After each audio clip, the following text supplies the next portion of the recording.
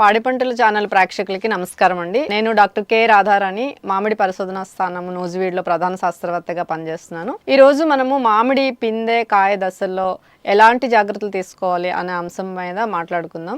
ఇప్పుడు చూస్తే ప్రస్తుతం మామిడి తోటలన్నీ పూత మీద ఉన్నాయి, కొన్ని పూత పిందెగా కూడా మారే దశలో ఉంది. సో ఈ దశల్లో మనము ఎలాంటి జాగ్రత్తలు తీసుకుంటే నాణ్యమైన ఉత్పత్తి మనము తీసుకోగలము, అలాగే ఎక్కువ దిగుబడి తీసుకోవడానికి అవకాశం ఉంటుంది. సో ఇప్పుడు చూసినట్లయితే ఈ పూత పిందె ఈ దశల్లో మనకి ప్రధాన సమస్య ఏంటంటే పూత రాలిపోవడం, పిందె రాలిపోవడం జరుగుతుంది. దీనికి చాలా కారణాలు ఉన్నాయి. వాతావరణంలో మార్పులు కావచ్చు, లేకపోతే మనము ఎరువుల యాజమాన్యం సరిగ్గా చేయకపోవడం వల్ల, అలాగే నీటి తడులు ఇచ్చినప్పుడు హెచ్చు తగ్గులు ఉండడం వల్ల, ఇంకా ముఖ్యంగా ఈ రకరకాల పురుగులు తెగుళ్ళు ఆశించడం వల్ల కూడా ఈ పూత రాలిపోతుంది. పూత పిందెగా మారిన తర్వాత కూడా రాలిపోతుంది.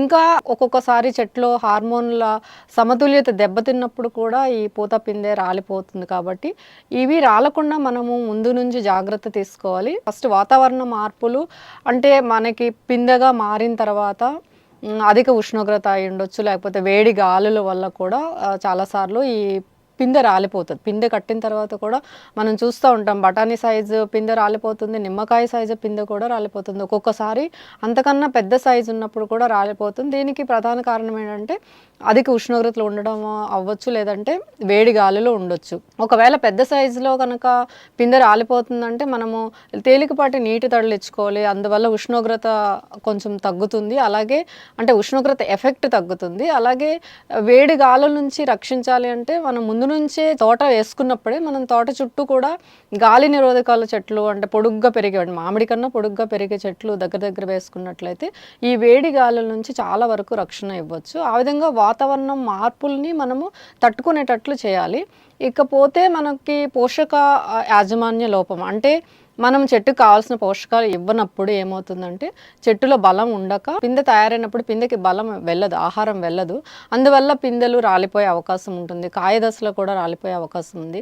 కాబట్టి చెట్టుకి సిఫార్సు చేసిన ఎరువులు వేసుకోవాలి.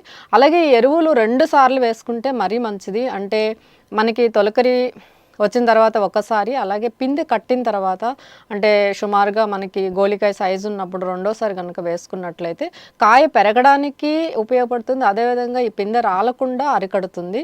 ఒకవేళ మనకి కొన్నిసార్లు కొంతమందికి నీటి వసతి లేకపోవచ్చు, అంటే ఎరువులు వేసిన తర్వాత నీటి తడులు పెట్టాల్సి ఉంటుంది, నీటి వసతి లేకపోవచ్చు. అలాంటప్పుడు ఏం చేయాలంటే పిందె కట్టిన తర్వాత జొన్న గింజ లేదా బఠానీ సైజు లేదంటే శనగ్గింజ ఆ సైజు ఉన్నప్పుడు 13-0-45 మందుని ఒక 5 గ్రాములు 1 లీటర్ నీటికి చొప్పున కలిపి స్ప్రే చేసుకోవాలి. మళ్ళీ అదే మందుని నిమ్మకాయ సైజులో ఇంకొకసారి కనుక మళ్ళీ అదే మోతాదులో, అంటే 5 గ్రాములు 1 లీటర్ నీటికి కలిపి స్ప్రే చేసుకున్నట్లయితే మనం చాలా వరకు ఈ పిందె రాలడం అనేది తగ్గుతుంది. అంతేకాకుండా కాయ సైజు కూడా పెరగడానికి దోహదపడి దిగుబడి పెరుగుతుంది, అంటే ఎక్కువ ఆదాయం వచ్చే అవకాశం ఉంటుంది. సో ఈ విధంగా మనము ఎరువులు యాజమాన్య లోపం జరగకుండా జాగ్రత్త తీసుకోవాలి. అంటే 2 సార్లు వేసుకోమని చెప్పినప్పుడు మొదటిసారి వేసుకున్నప్పుడు 3 వంతులు మనకు సిఫార్సు చేసిన ఎరువులో 3 వంతులు వేసుకోవాలి. రెండోసారి 4వ వంతు మనం ఫిబ్రవరి మొదటి వారం లేదా 2వ వారం, అంటే పిందె కట్టిన తర్వాత మనం వేసుకున్నట్లయితే మొక్కకి బలం చేకూర్చి తద్వారా మనకి పిందె రాలకుండా లేదా పిందె సైజు పెరగడానికి ఉపయోగపడుతుంది. ఈ విధంగా మనము పోషక యాజమాన్యం చేసుకోవాలి.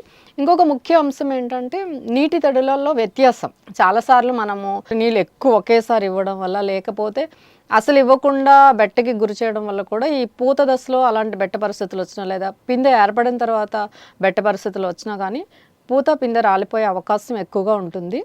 సో అలా జరగకుండా మొత్తం పూత విచ్చుకొని పిందె కట్టే సైజులో కనుక ఫస్ట్ తడి ఏదైతే ఇస్తామో అది తేలికపాటి తడి ఇవ్వాలి. అప్పుడు మనం ఎక్కువ తడులు ఇచ్చేస్తే మళ్ళీ పూత రాలిపోయే అవకాశం ఉంటుంది, పిందె రాలిపోయే అవకాశం ఉంటుంది. కాబట్టి ఫస్ట్ది ఎప్పుడు తేలిక తడులు ఇచ్చేసి పిందె పెరిగే దశలో, అంటే కాయ పెరిగే దశలో ఒక 15 రోజులు 20 రోజుల తేడాతో ఒక 2 లేదా 3 సార్లు, అంటే అక్కడ ఉండే వాతావరణం ఎక్కువ వేడి ఉంటే 3 సార్లు ఇచ్చుకోవచ్చు, లేదా పర్లేదు అనుకుంటే 2 సార్లు ఇచ్చుకోవచ్చు. ఇట్లా 2-3 తడులు ఇచ్చుకున్నట్లయితే పిందె రాలడం తగ్గుతుంది, కాయ సైజు కూడా పెరుగుతుంది. అలాగని చివరి వరకు ఇవ్వకూడదు, అంటే మనం కోత సమయం వరకు నీళ్ళు ఇవ్వకూడదు. కోత కనీసము 1 నెల ముందు రోజులు మాత్రం మనం నీరు ఆపేయాల్సి ఉంటుంది.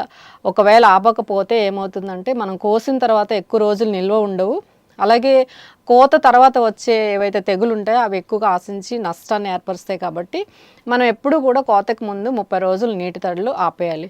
మనం ఇక్కడ గమనించాల్సిన విషయం ఏంటంటే ఫస్ట్ తడి ఎప్పుడు తేలికపాటి తడి ఇవ్వాలి. తర్వాత గ్రాడ్యువల్గా ఇంక్రీజ్ చేసుకుంటూ 2-3 తడులు ఇస్తే కనుక మనకి పూత సమయంలో పూత రాలడం కానీ, లేదా పిందె కట్టిన తర్వాత, లేదా కాయ పెరిగే దశలో కనుక ఈ కాయ రాలడం అనే సమస్య తగ్గించుకోవచ్చు. అలాగే దిగుబడి కూడా పెంచుకోవచ్చు. మామూలుగా మిగతా పద్ధతులు ఏదైతే వీడ్ లేకుండా ఉండడం, తోట శుభ్రంగా ఉంచుకోవడం, పోషకాల యాజమాన్యం సరిగ్గా చేయడం, నీటి యాజమాన్యం సరిగ్గా చేయడం, ఇలాంటివన్నీ చేసుకొని అధిక లాభాలు తీసుకోవాలని కోరుకుంటున్నాను. నాకు ఈ అవకాశం ఇచ్చిన పాడి పంటలు ఛానల్ వారికి నా ధన్యవాదాలు తెలుపుకుంటున్నాను.